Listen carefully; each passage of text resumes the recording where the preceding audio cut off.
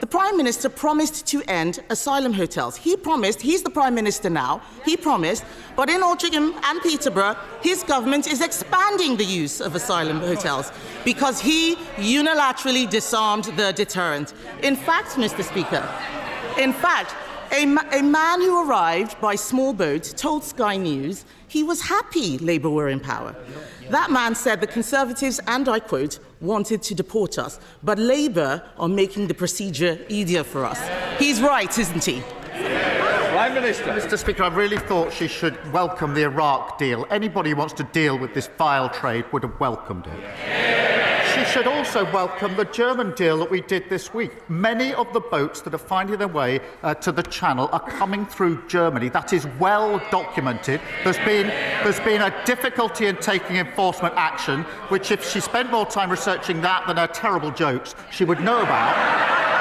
The Prime Minister has consistently backed criminals over law-abiding British people. He defended terrorists like Hizb ut-Tahrir in the European Court. He argued all immigration law had a racist undercurrent. He voted against life sentences for people smugglers. He voted against more than 100 measures to control migration. Mr. Speaker, events in Syria mean we may see more small boat arrivals. For once, will he take the side of the British people and strip citizenship from jihadi terrorists and supporters of Assad who want to come back and destroy this country? Prime Minister. Mr. Speaker, I was Director of Public Prosecution for 5 years. Unlike anyone on their benches, I was prosecuting for 5 years hundreds of thousands of criminals. That includes huge terrorist gangs, rapists. I was working for 3 of those 5 years with the then Home Secretary Theresa May, who commended the work that I did at the end of those 5 years.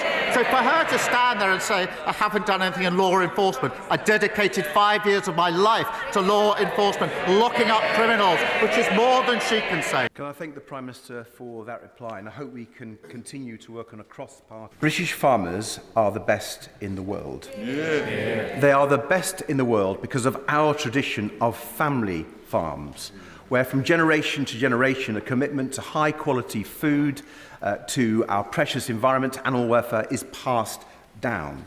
But family farms were let down badly by the last Conservative government, with their botched transition to new payment schemes and their unfair trade deals with Australia and New Zealand that have undercut British farmers. Now, many family farms feel the government's budget will be the final blow.